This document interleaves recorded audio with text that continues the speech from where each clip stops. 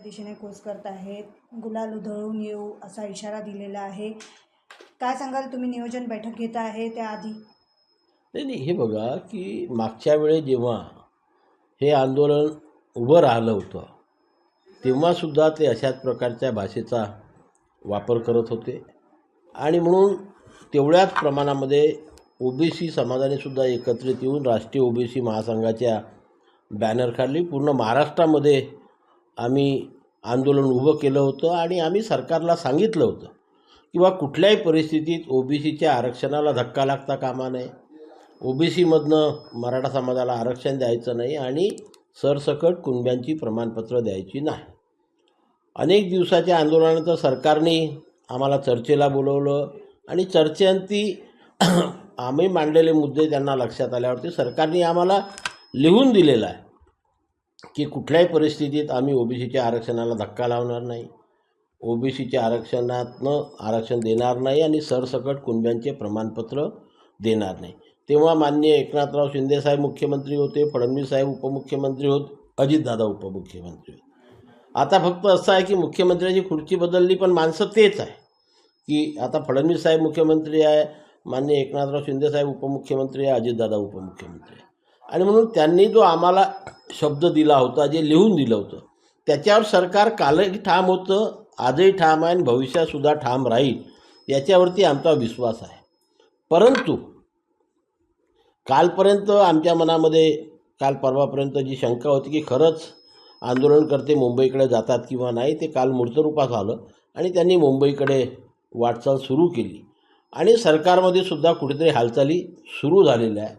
अशा परिस्थितीमध्ये या सर्व परिस्थितीवर आम्ही लक्ष ठेवून आहोत आणि म्हणून उद्या भविष्यामध्ये सरकारने आम्हाला जो काही शब्द दिलेला आहे त्या बदलवण्याच्या मानसिकतेमध्ये आहे किंवा काही करू शकते आणि आमच्या आरक्षणाला धक्का लागू शकतो अशी शंका अनेक ओबीसी लोकांच्या मनामध्ये निर्माण होते आहे.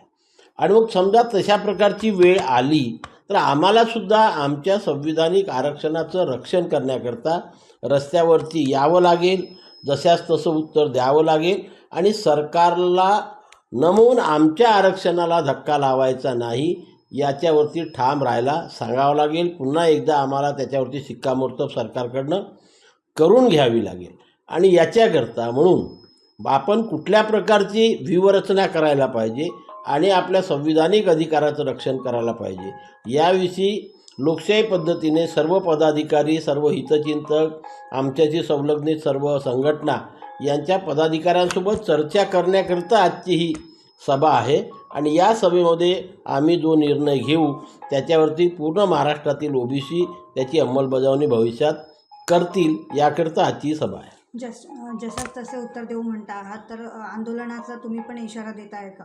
गरज पडली तर जर मागच्या वेळेस आम्ही केलेच ना आंदोलन, प्रत्येक शहरामध्ये मोर्चे काढले, प्रत्येक शहरामध्ये धरणे दिले, आमरण उपोषण केले, सर्वच प्रकारचं आम्ही करून आमच्या संविधानिक अधिकाराचं रक्षण केलं.